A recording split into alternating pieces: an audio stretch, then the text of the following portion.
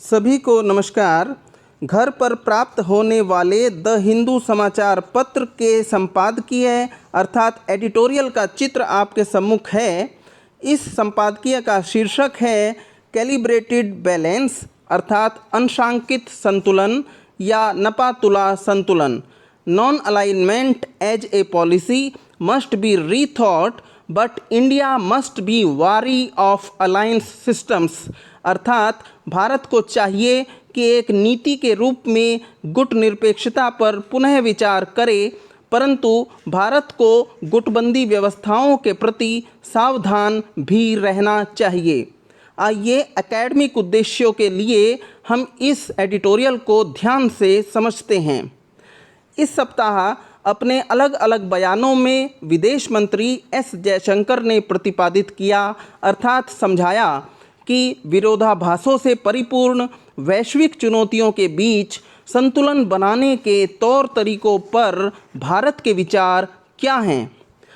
वैश्विक चुनौतियों के अनेक विरोधाभास ऐसे हैं जो भारत को अलग अलग दिशाओं में अर्थात विरोधी और विपरीत दिशाओं में खींचना चाहते हैं।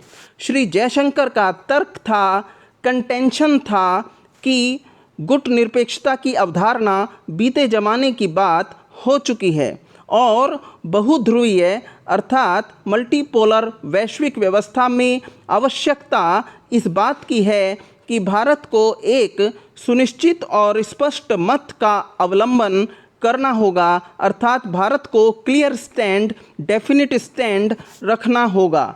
यहाँ तक कि भारत को सामुद्रिक सुरक्षा अर्थात मैरीटाइम सिक्योरिटी, आतंकवाद, जलवायु परिवर्तन तथा यातायात एवं अन्य संयोजकताओं अर्थात कनेक्टिविटीज के मुद्दों पर कुछ जोखिम अर्थात रिस्क भी उठाने होंगे।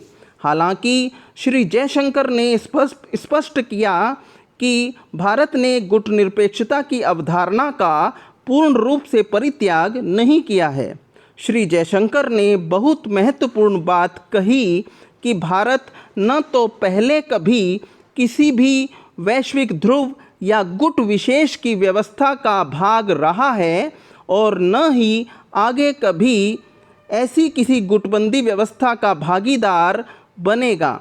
अर्थात अपनी इस गुट निरपेक्ष प्रकार की स्वायत्तता और स्वतंत्रता को बनाए रखने के लिए जटिल प्रश्नों पर समाधान के लिए भारत अपने निर्णय लेना जारी रखेगा।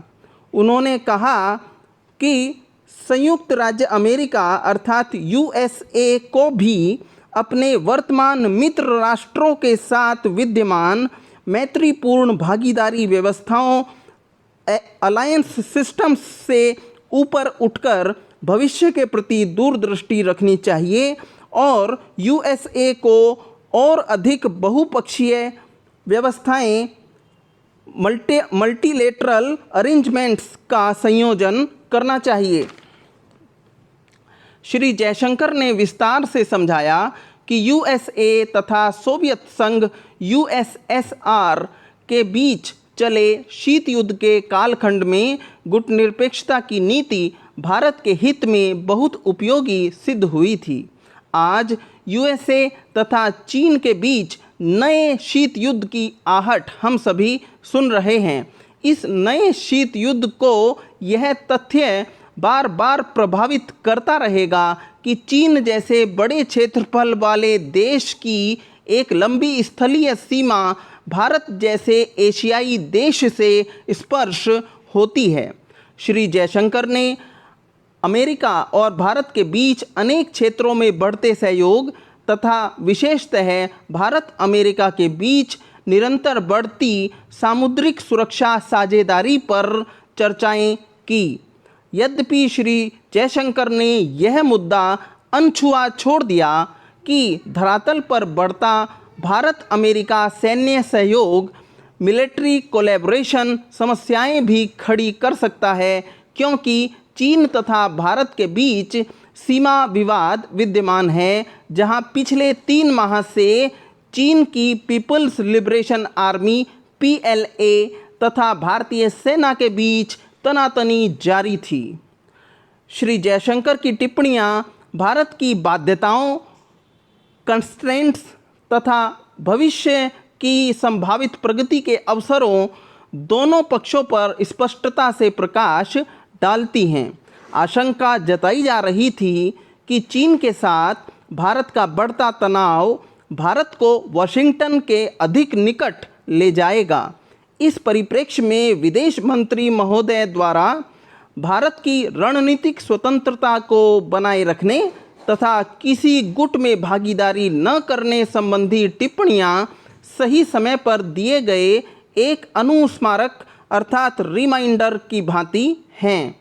दूसरी ओर वाशिंगटन स्वयं बीजिंग के साथ टकराव के मुहाने पर खड़ा है। पिछले माह अमेरिकी सेक्रेटरी ऑफ स्टेट अर्थात अमेरिकी विदेश मंत्री माइक पोम्पियो ने भारत चीन संघर्ष और गलवान घाटी में भारतीय सैनिकों की शहादत का संदर्भ ग्रहण करते हुए कुछ बातें कही तथा भारत और अमेरिका मिलकर चीन का सामना करें, यह आह्वान भी किया। ऐसे महत्वपूर्ण समय पर भारत सरकार ने चीन के साथ तनाव को अधिक न बढ़ाने का जो मार्ग अपनाया है, यह महत्वपूर्ण है। महत्व इस बात का है कि भारत सरकार ने रक्षा मंत्री श्री राजनाथ सिंह के मास्को दौरे तथा पिछले माह विदेश मंत्री श्री सुब्रमण्यम जयशंकर की रूस, चीन, भारत त्रिपक्षीय वार्ता में भागीदारी द्वारा पार्टिसिपेशन द्वारा रूस तक भी संदेश संप्रेषण किए हैं।